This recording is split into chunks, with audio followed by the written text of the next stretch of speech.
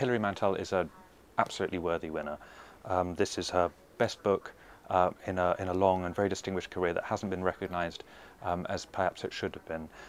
This is a very audacious work, and she's really pulled out all the stops. So it's her time, and I'm delighted that it's come now, and it's come in an exceptionally strong year. There were, I think, 9 former winners this year who were eligible for the prize, and some other very big names and serial shortlistees. So it's the strongest submissions in recent memory, and so to win it is thoroughly deserved, and she's really beaten the very best. The book is about Thomas Cromwell, who's always been portrayed as the baddie of Henry VIII's court, and it's about his rise from being a blacksmith's son. The first scene in the book is his father, drunken father, kicking him to within an inch of his life, breaking every bone in his body, leaving him bruised and battered. And it starts there, and it ends with Cromwell as second only to Henry VIII as the most important man in the kingdom.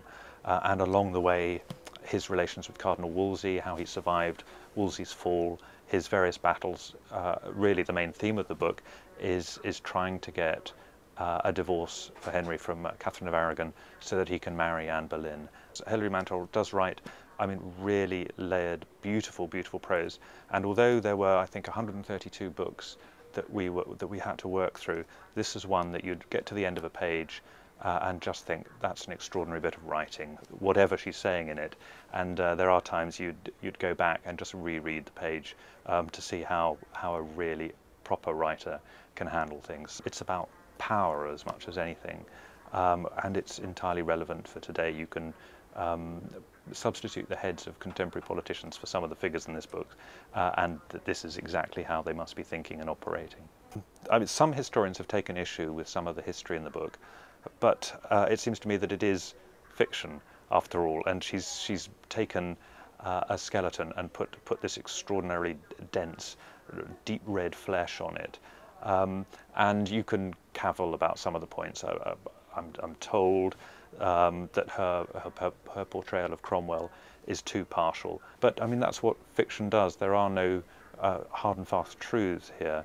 And while Cromwell's laws and his career is quite well documented, as Hilary Mantel herself has pointed out, the man himself has always been a mystery. And that's what authors can do, really good authors can do with facts. Is to turn them their own way and put an interpretation on them. And what she's done is make a Thomas Cromwell that is entirely believable. It may not be the real Cromwell, but he seems as if he's the real Cromwell.